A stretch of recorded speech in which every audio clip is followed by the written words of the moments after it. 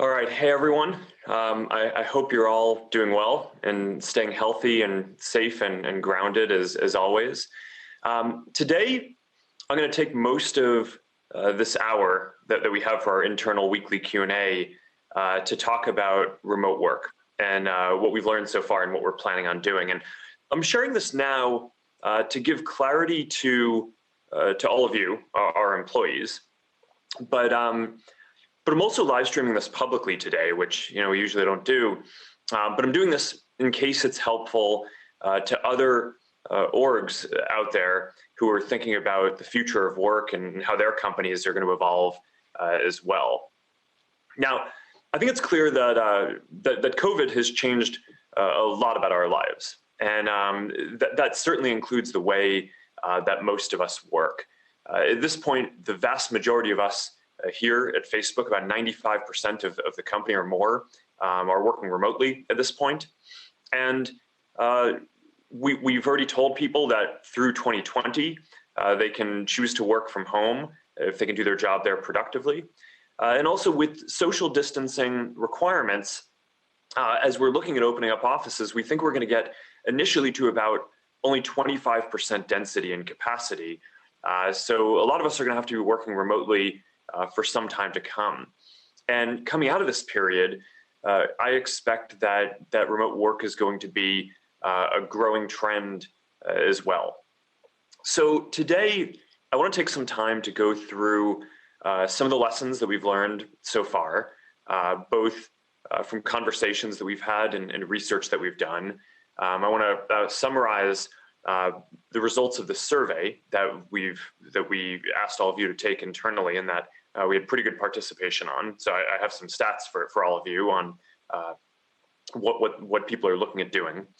I'm going to go through some of the challenges and open questions because clearly we've learned a lot in the last 2.5 months or so, but there's still a lot of open questions ahead that we're going to need to work through as we kind of embark on this next phase. But the basic summary for today, if you take one basic thing away, it's that I think we're going to be the most forward-leaning company on remote work at our scale, for sure. But we're going to do this in a way that is measured and thoughtful and responsible and in phases over time. And the plan that we have initially involves a couple of big steps. The first is aggressively opening up remote hiring. On that front, the reality, if most of us are working remotely at this point, it doesn't make sense for us to be constraining all of our hiring to people who happen to live near offices that a lot of people aren't going to be able to go into anyway. So we're looking at that as the outlook for the next several months and perhaps a year. So it certainly makes sense to aggressively open up remote hiring. And we're going to couple that with a more measured approach to opening permanent remote work for existing employees. And there are just a lot of nuances to how this is going to work if you want to do this thoughtfully and have this work for all employees. So I want to go through that today. But as kind of a prediction for the future, I think that it's quite possible that over the next 5 to 10 years, about 50% of our people could be working remotely, would be my guess. That's not a target or a goal. It's not like I'm necessarily trying to get to that percent. But as we start getting into some of the survey data and you start to see some of the demand for remote work coupled with aggressive remote hiring, I think over that time period, maybe closer to 10 years than 5 years, but somewhere in the 5 to 10 year period, I think it's quite possible that that's where we'll be. I want to say something as a founder. As a founder, one of the things that I have learned some appreciation of is that culture is built very carefully over time. Products can sometimes get built in a matter of months, but culture is built day by day over years and decades. And I think it's really important to take a long-term approach approach to how we think about remote work, because this is fundamentally about changing our culture in the way that we all are going to work long term. So I think I'm optimistic about this direction, but I want to make sure that we move forward in a measured way. Now, at the same time, I also want to emphasize that I just think COVID is going to be with us for a while to come. So I think that means that we can't and don't have to figure out every single detail about what the long term is going to look like right now. The reality is that I don't think it's going to be that we wake up one day, on January 1st and nobody has any more concerns about this. I think that this is going to be something that we're dealing with for some time. And our approach to remote work is that we're going to keep moving forward and learning and improving on this, just like in everything else that we do around the company. So I think that that's the approach that you should expect here. Now, before diving into the research, I want to talk for a bit about why I'm optimistic about remote work and why I think that this has the potential to be very good, both for the community that we serve and us and for the world overall. But first, I want to say why we're not doing this. I mean, the main reasons, we're not doing this because it's just because this is a thing that employees have asked for. We're here to serve the world, right, and to serve our community and to try to unlock as much innovation as possible. So I think it's really important as a North Star for this that the primary goal of this is to make sure that we can do our work better, not just to maximize individuals' flexibility, especially because we just have to take into account that the choices that you as an individual get to make also impact the people around you. So as we build our community and culture, we just need to be thoughtful about all of that. Okay, the reasons why I think that this could be very positive are, one, is it gives us access to a lot of new pools of talent out there. Right now we're doing pretty well, right? Recruiting in mostly a small number of hubs in big cities, but certainly being able to recruit more broadly, especially across the US and Canada to start, is going to open up a lot of new talent that previously wouldn't have considered moving to a big city. And I have some stats on that I'll share in a bit, but I'm very excited about that. It's also going to help us retain some important talent. One of the top reasons that some good people give us when they leave the company is that they're moving to a place where we don't currently have an office and don't support work. And being able to keep those key people at the company is going to be very valuable. In a lot of ways, improved retention is as valuable, if not more, than being able to recruit new people, because the key people that we're retaining already ramped up on our culture and already have context. In terms of new talent, I think that there's also especially an opportunity to improve the diversity that we have at the company. When you limit hiring to people who either live in a small number of big cities or are willing to move there, that cuts out a lot of people, right, who live in different communities, have different backgrounds, may have different perspectives on things. And I think that this is one of the things that could potentially be very valuable. I'm also very excited about the potential to spread economic opportunity around the country more, and over the long term, potentially even around the world more, although we're not starting globally too fast. Right now, I think it's somewhat of an unfortunate and unsustainable setup that for people to have a lot of these jobs, they have to move to a small number of big cities. And that's both unfortunate because in some ways the cities are very crowded and the quality of life has struggles as cities try to scale. But I also just think that I would want us to live in a country where people can have access to opportunity no matter where they choose to live. And I think that enabling more remote work is going to be very positive on that front towards creating more broad-based economic prosperity and hopefully a more sustainable kind of social and political climate as well, if opportunity can be shared more broadly as well. I'm also very, very optimistic about the environmental impact of less commute and less travel. Some of you might have seen the stats that came out over the last few days that apparently some measures of global emissions are down 17% during the COVID period. Now, I don't know that that's going to stick around long term, but certainly, where I think that it's a benefit for everyone if we're not sitting in traffic, emitting carbon dioxide and into the atmosphere, and basically causing a bunch of long-term issues there. And I just think the reality, as we've talked about a lot in the past, is that here in 2020, it's a lot easier to move bits around than atoms. So I'd rather our employees and people be teleporting around using video chat or over time virtual reality and augmented reality than sitting in traffic and basically polluting the environment. Which gets us to the last point here, which is that, and this one is a little more specific to Facebook, which is that this moving to more remote work, I think, will give us the opportunity to advance some of the important future technology that we're working on. A lot of what we build are things that help people communicate and that give people a feeling of connection and presence, even when you can't be together in person. So whether that's the private social platforms that we're building with WhatsApp and Messenger, the work that we're doing with Workplace to help enterprises stay more connected, all the work on video chat and Messenger Rooms, Portal, and all the work that we're doing there.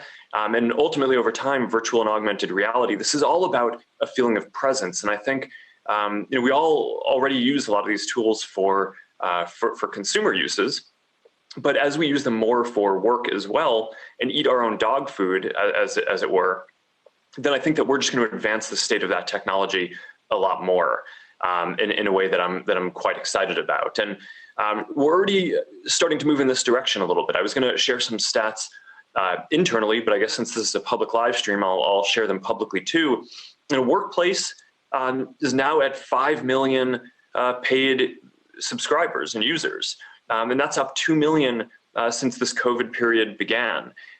Work Groups, which we just launched about 6 months ago, now has more than 20 million monthly actives after again, just about 6 months. And we're adding to Portal a bunch of workplace and kind of remote work features. Historically it's been more of a consumer product, but we're adding Workplace video chat and other integrations for other video chat coming over time. And on top of this, we're also more widely releasing Oculus for Business because what we're seeing is that there's a very growing demand for VR-powered training and collaboration. So I think that if remote presence is going to be increasingly important for how organizations operate, it really makes sense for us to be living our values here and for us to be working more remotely as well in order to really build a lot of empathy for what our customers and the people using these products are going to see in order to advance the state of that technology here. All right, so now I want to go through a little bit of what we've learned so far. I'll just I'll summarize qualitatively and then I'll go through some of the stats. First, hold on a second, I'm getting a phone call. Well, okay. Seems like that was nothing. All right, what has remote work been like so far? First is a lot of people have reported higher productivity. Although there are certainly challenges that people are reporting, like having their kids home from school or just being alone if you're single for an extended period of time. But in some ways, people who've worked remotely previously say that even though they've had good productivity during this period, they've had even higher productivity working remotely in the past. But I think that has certainly alleviated one of the big concerns that we, and I think a lot of others had historically, which is whether during this COVID period, productivity was just going to fall off a cliff, and it certainly hasn't.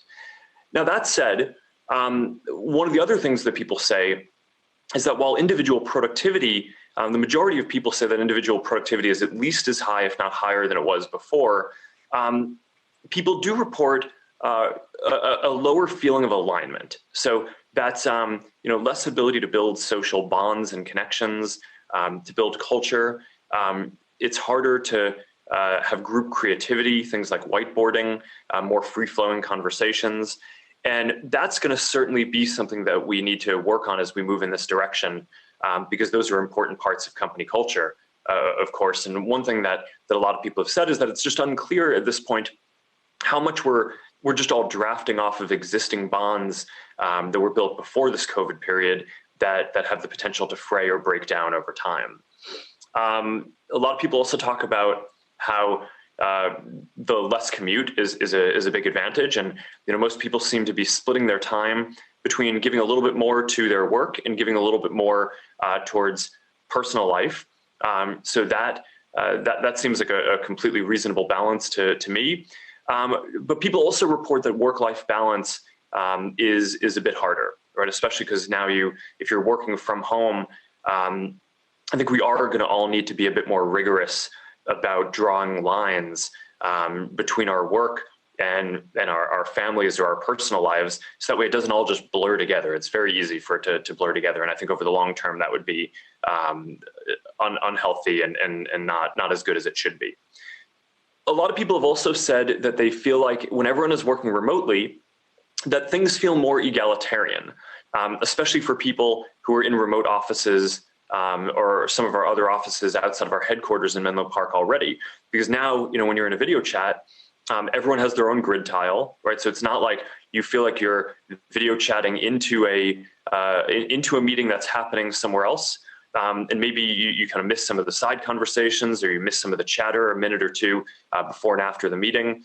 Now it really feels like the meeting is happening on the internet, and everyone feels like they have an equal voice in that, and that's good, and that's something that we're going to have to work on, maintaining both the benefits of that and the benefits of offices over time. A lot of people have said that they think it's harder to onboard during this period, and I don't think we can fully measure the effects of that yet. We'll have more details on that over the coming months, but that's certainly something that we're watching closely. And of course, a lot of people have just said that they want to see other people in person as soon as possible, and I'll share some numbers on that in a minute. So overall, here are the basic survey results. Like I said, more than 50% of people say they're at least as productive at home as they were before.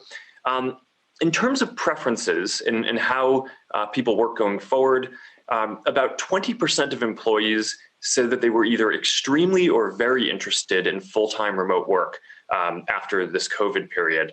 And on top of that 20%, another 20% said that they were somewhat interested in full-time remote work. So that's 20 to 40% of you all who took the survey said that there was some interest in remote work. Now that said, there are about 50% of employees, maybe a little more, who said that they really just want to get back into the office as soon as possible, and that's their preference for how they want to work long term. Now, we didn't ask people to only select one choice, so you were able to select multiple. Then I want to call out that the largest group of people, about 60% of employees, what they asked for was not full-time remote or full-time office, but flexibility and a mix of maybe 50% office and work from home. And on that front, I just want to clarify that these are somewhat different concepts. I mean, remote work that means that you generally, you're not in the office, you don't have a desk in the office, you're working from somewhere else. Maybe you visit the office for a meeting or an on-site periodically, but it's not kind of moving back and forth, whereas flexible would mean that you basically you have some schedule for working from home or somewhere else, and you have some schedule for working in the office. And today I want to clarify that that we're going to talk mostly about remote work, not flexibility, because the reality right now is we don't know what the offices are going to look like when we move back, and we're going to learn a lot more over the next few months. But certainly for the near term, we're not even going to have enough capacity in the offices to serve people who want to be there full time. So we got to get there before we can really start talking about what how we're going to be able to allocate desks to people who don't even want to use them a lot of the time. So I think that that's something that I just want to, that I think we need to punt a little bit further down the road.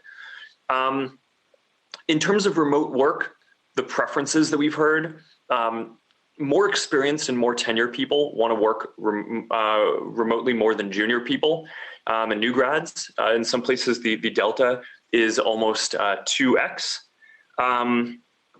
So that's a big deal. One thing that I really wanted to check in on was there was no difference in preference by gender. And that's one that I really care about, because one of the things that a lot of people have talked about is when people work from home or work remotely, does that end up putting a disproportionate amount of domestic work and other load, especially on women, and would it be tougher? So I wanted to make sure that if we were moving in this direction, there wasn't some kind of gendered preference here, and it doesn't seem like that's the case. Another stat that I think is interesting is that of the people who said that they might want to work full-time remotely, about 45% of them said that they were pretty confident that they were going to move to another place if they had the opportunity to do that. And on top of that 45%, another 30% said that they might move. So that's as many as 75% of the 20 to 40% of people who said that they're interested in full-time remote work, who, if they're able to do that, would move to another place. And in terms of preferences, of the people who said that they would prefer to stay in the US, it's about 38% said that they would prefer to move to another big city. And then the rest said that they would move to a different kind of smaller city or other type of area like that. So I thought that was pretty interesting. We asked managers how they were thinking about if they had the choice to support fully remote teams. 30% of managers said that they would definitely support fully remote teams. Another 30% said probably, and only 10% said that they would definitely not want to if they had the choice. So I thought that was kind of interesting. All right, let me get into some of the challenges and open questions that we've learned. The first, as I mentioned before, was around creativity and culture.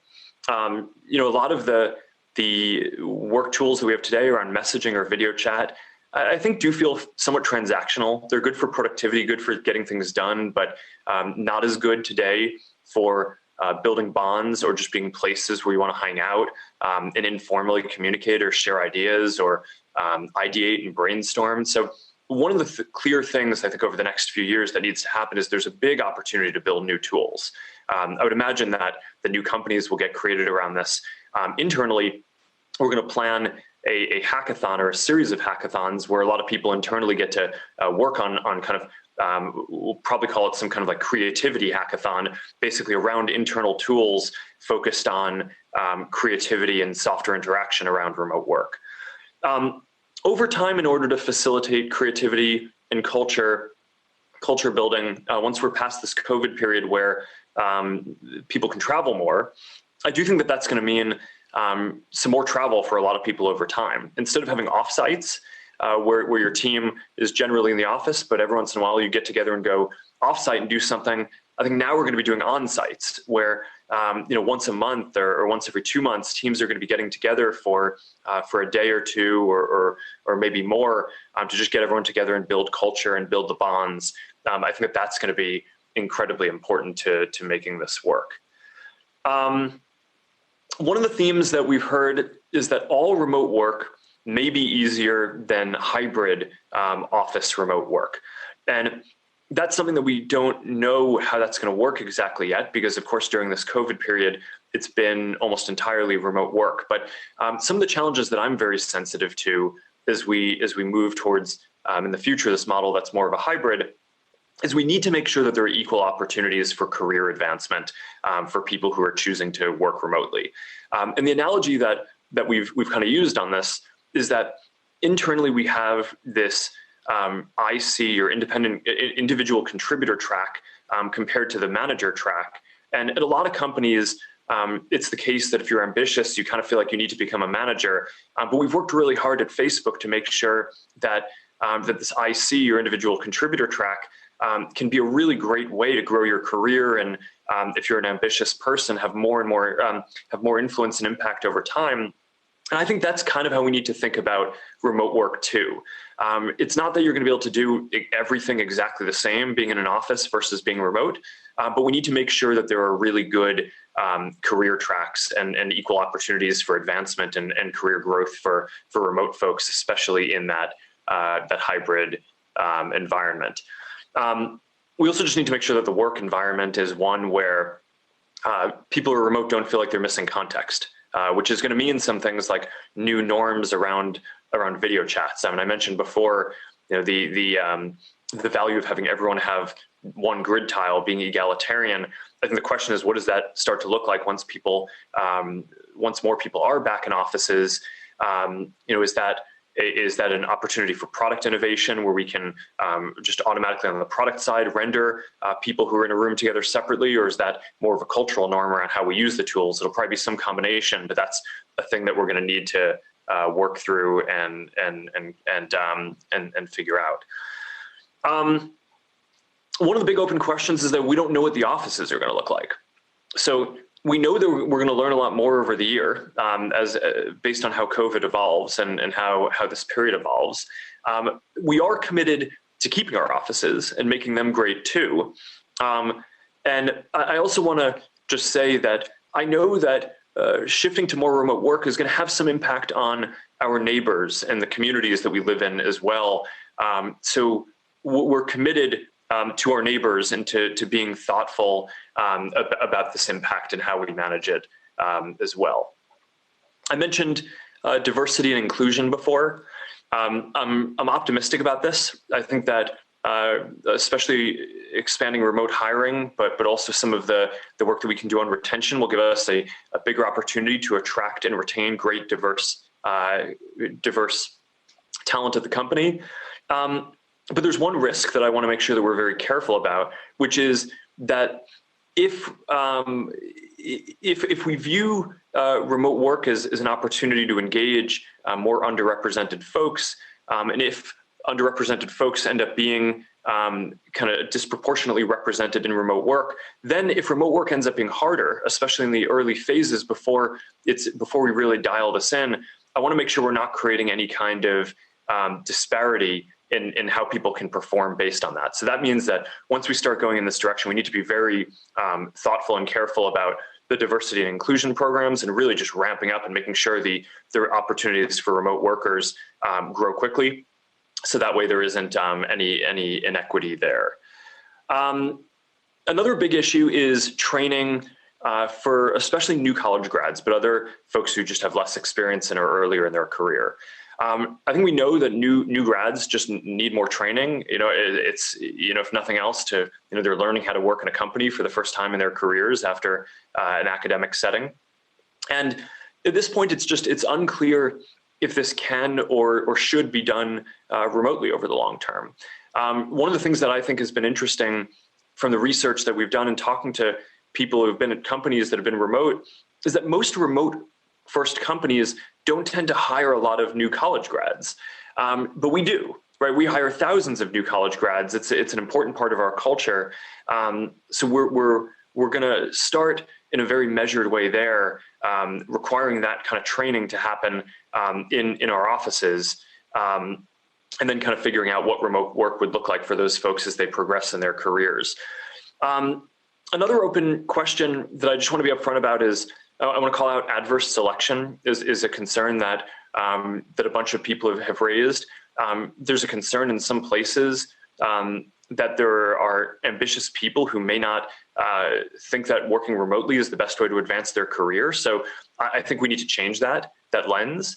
I am optimistic that this will change between COVID and some of the advances in technology around remote presence, whether that's video chat, or eventually things like virtual and augmented reality, and also generational change. I think younger folks probably have different attitudes on this.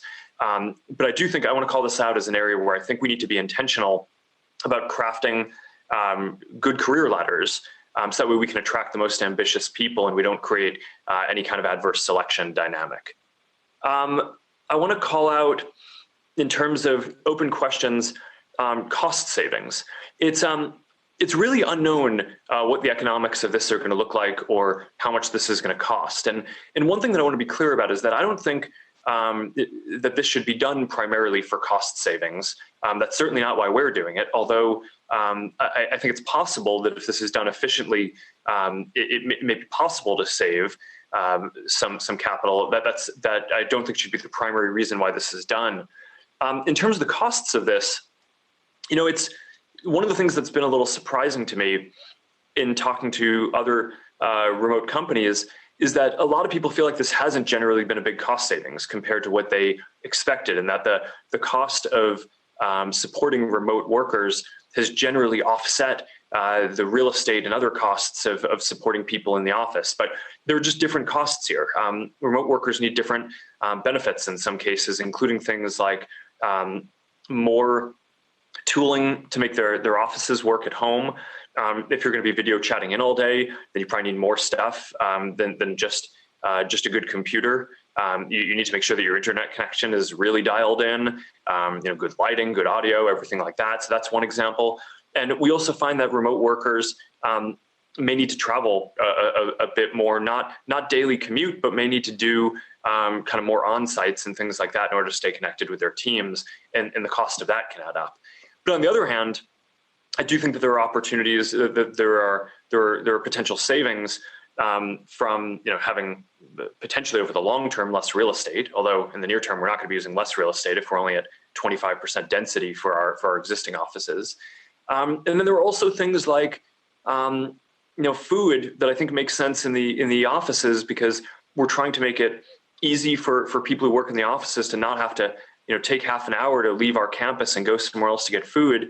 I just think that that's somewhat less relevant for people who are working at home, because they can presumably just go to their kitchen and have some food there. So I think people will need different benefits depending on where they are. And of course, there's also the different cost of living and cost of labor in different places.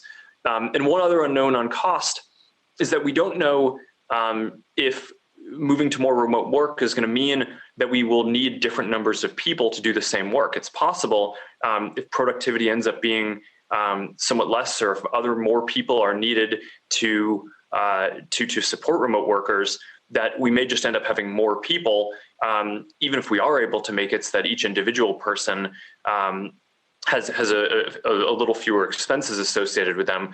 So I think the big point here is that we just don't know. This is an open question that I think we're all going to learn a lot on, and I'm optimistic that there will be some opportunity here, but it's not known. Okay, so with that all said, let's go to some of the more specific policies and things and principles for how we want to start rolling this out. And I want to start off by talking about remote recruiting. So the first priority, as I said here, is going to be unlocking remote hiring. Now, many of us are going to have to be remote for a while. So again, I think that there's no reason to constrain our hiring to people who just live nearby an office that they might not be able to use for a while anyway. So the first thing we're going to do is unlock remote hiring for experienced employees, especially engineers. So that means on the engineering band, that would be level 5 plus, and we're going to be starting in US and Canada. And from initial discussions that we've had with our engineering leaders, we know that there's a lot of demand for basically as many experienced engineers as we can find. There's lots of demand for remote IC 5 plus engineers. For new grads and less experienced hires, we're not going to be hiring remote for now, for a few reasons. First, as I mentioned before, we think that the in-person training is critical for ramping people up. And we can also, we're also able to hire our full demand for these folks from existing locations. So operationally, we don't think it's necessary yet to take on additional complexity of figuring out at the same time as we're figuring so many other things out, how to do remote training. So we'll kind of figure that out over time. Now, in terms of recruiting, there are 3 geographic categories that we're thinking about in terms of our recruiting for remote work. The first is people who live a little further out from the cities where we have existing offices, especially existing engineering offices. So, maybe say people who live, a 1 to 4 hour drive away from our existing hubs, and that includes extended suburban areas, it includes some rural areas. It also includes cities like Portland is within that drive from Seattle, San Diego is within that drive from LA, Philadelphia and Pittsburgh are within that drive from the New York Center. So that's the first category. The second category are new hubs that we want to set up. And when I say new hubs, these aren't necessarily offices. Over time, we will likely create some kind of physical space for the community to come together there. But the idea for these hubs is that we want to create some scale. So we want to focus the recruiting energy in some cities where we can get to hundreds of engineers. That way there can start to be a community. The people in that city can help support each other, and also can start really building a community where they refer other great engineers in that place, and we can get some return on scale. So the 3 hubs that we're going to start off building are Atlanta, Dallas, and Denver. And then the third category, beyond the range around the existing offices, these new hubs, the third category is just more remote areas. And we're going to focus our operational energy to start on recruiting in categories 1 and 2. So that's kind of the existing regions further out around the existing centers and these new hubs. But of course, for category 3, for more remote areas, if you know a great senior engineer anywhere, you know the drill. Please refer them. We're basically we want to hire, and we can basically we have demand to and work for basically as many great experienced engineers as we can hire. I want to talk a little bit about comp. As you know, our policy here has been for years is already that comp varies by location, and it's basically we pay market rates. We pay very well. We pay basically at the top of the market, but we pay a market rate, and that varies by location. So we're going to continue that principle here. So that means that if you live in a location where the cost of living is dramatically lower or the cost of labor is lower, then salaries do tend to be somewhat lower in those places, even though with a somewhat lower salary, you can often still have a better quality of life than you could have in some of the big cities. So that's comp. On product group leads, and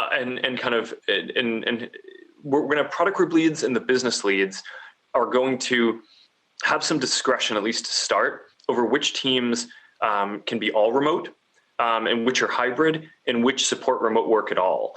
So we're going to be deciding on a function by function basis whether, especially on the business side, whether certain types of work we think really can even be done remotely long term. And we're going to follow up with more detail on that. I'll share a little more on the principles of that in a couple minutes, but then we'll follow up with a definitive list on that over the coming weeks.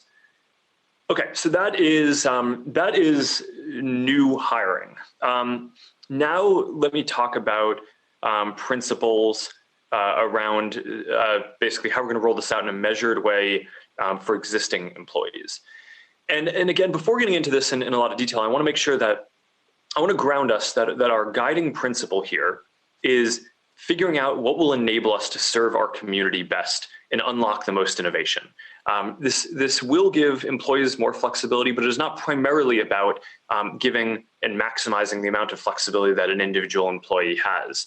And I just think that approaching this thoughtfully and methodically, rather than just swinging the doors open to everyone and kind of figuring it out as we go, is going to help us strengthen really important parts of our operational culture that are just critical to maintain and build, like how we do training, how we do career advancement, how we execute across different teams, how we build this hybrid model that I talked about before, and more.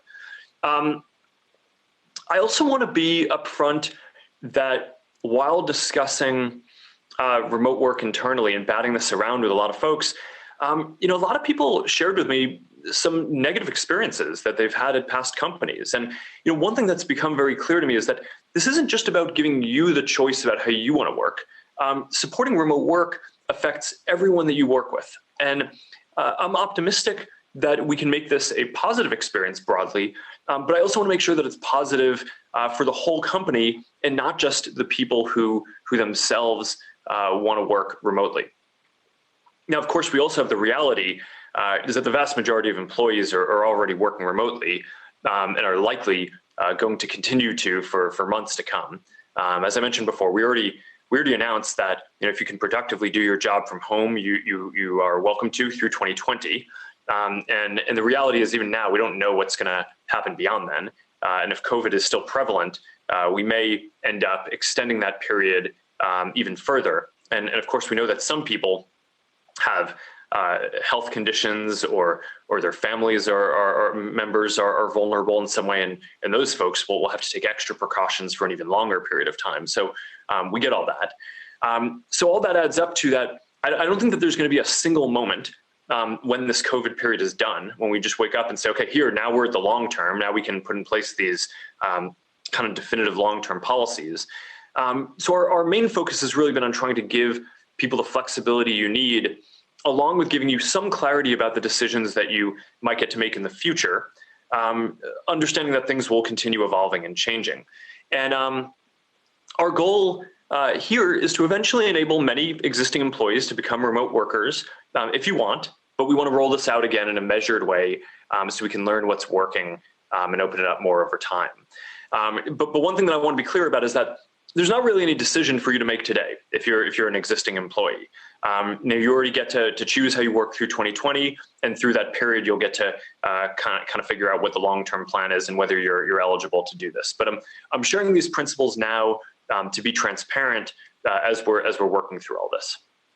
All right, so here are the basic criteria. If you want to request to move to permanent remote work, you will be able to if you meet the following criteria.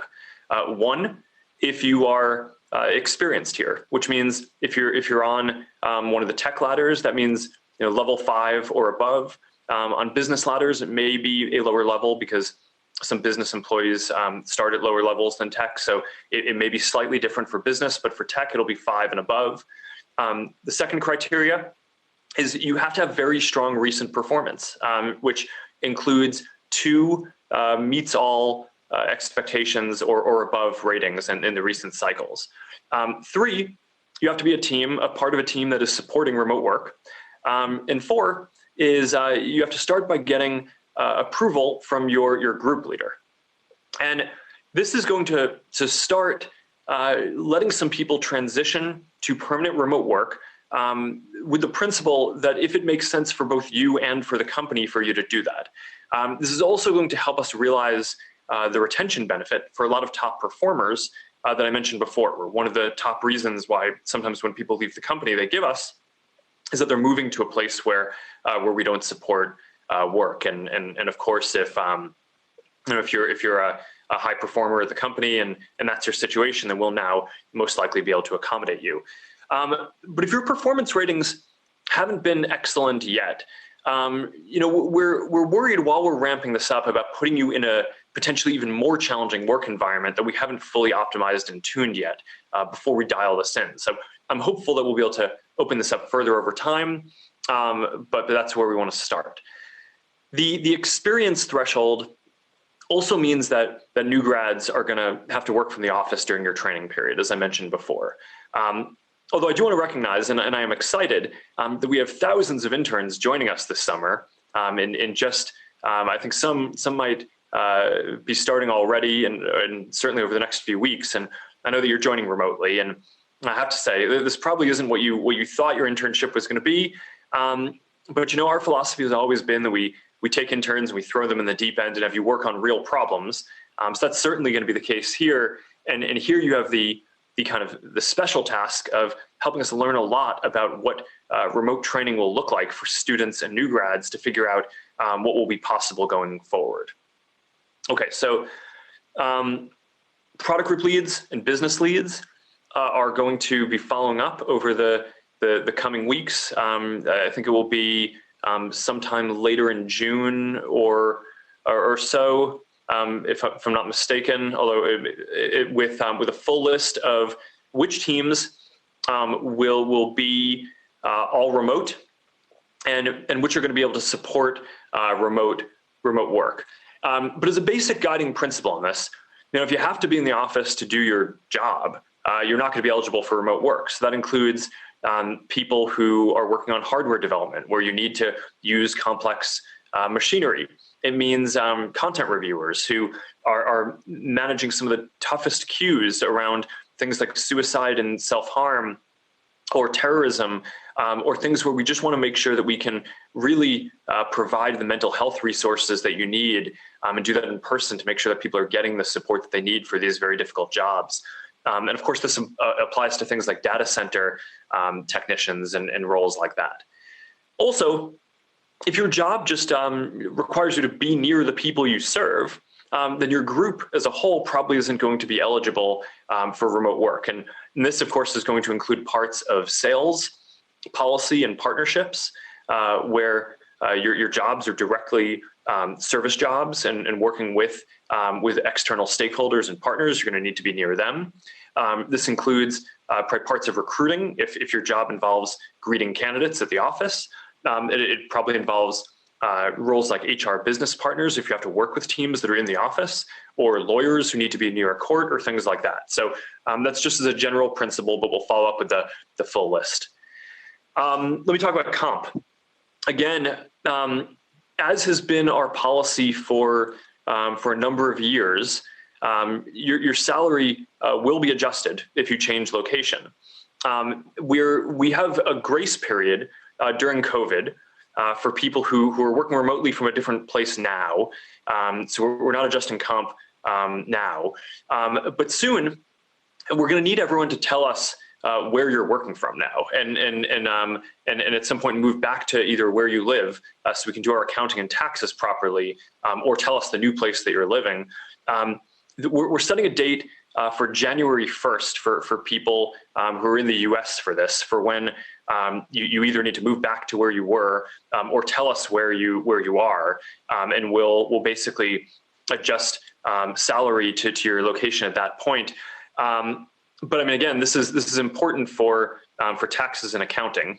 We're mostly going to rely on the honor code for this, and you guys all telling us where you're living, but we are going to put in place some basic precautions to make sure we're managing this responsibly, like checking the location that people are VPNing in, or things like that. And I just have to say, there will unfortunately have to be severe ramifications for people who are not honest about this, because again, this is important for filing taxes correctly.